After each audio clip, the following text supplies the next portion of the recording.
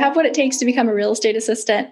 Not everyone is cut out for this job. Let's see if this is the right role for you. I'm Vanessa. I run a recruitment agency called Pro REA Staffing, where we connect real estate agents and teams with real estate assistants, transaction coordinators, sales managers, and more. I love what I do, partly because real estate assistants are totally unique. It takes a special kind of person to thrive in this role, and I love to find those people and connect them with the right team.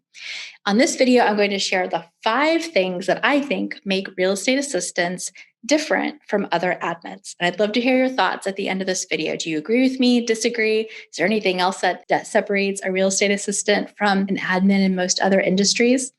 I'd love to hear from you.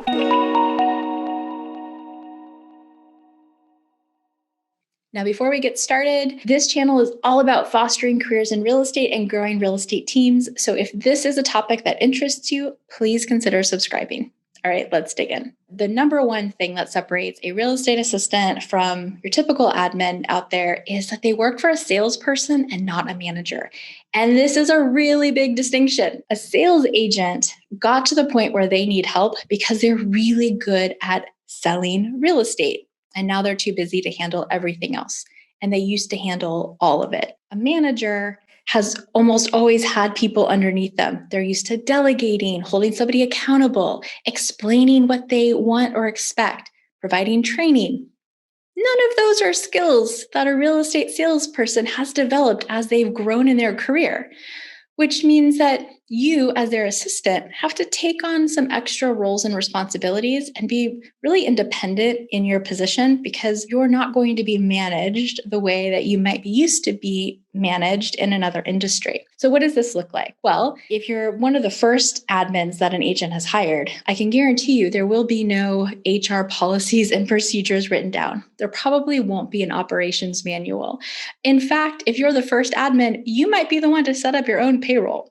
Yes, I said it. It happens. You have to be able to roll with the punches and just understand that you're working for somebody who is really good at sales. And there's this whole other thing, this other skill set that they're learning as they work with you. They're learning to be a manager and a leader, but they probably don't have all of those skills yet. So this means that you might need to manage up. You might need to set standards and expectations with your agent. You're going to need to hold yourself accountable and maybe even hold them accountable sometimes and be okay with that. So a good real estate assistant is a leader in their role. They also don't need much supervision and they're pretty independent. Next, real estate assistants wear many hats. Well, you might have been hired as the listing coordinator and your focus is on marketing and coordinating listings. I can guarantee you in a small real estate team, you're going to do a lot more than that. You might find yourself one day opening a house to prepare it for a showing, and you'll see that there are leaves all over the back porch, and you'll be expected to sweep them off so that the home looks great for that showing. Was sweeping leaves off a back porch on your job description as a marketing coordinator? I'm pretty sure it wasn't, but guess what? That's part of your job. You might have to run and get your boss's car washed because it just rained and it's a mess and they have a big showing later in the day.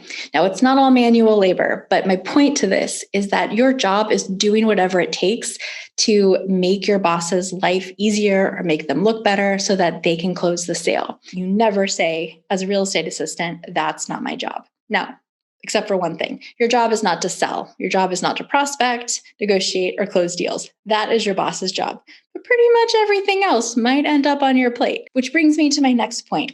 Real estate assistants are able to be flexible. They can bob and weave. They can change priorities.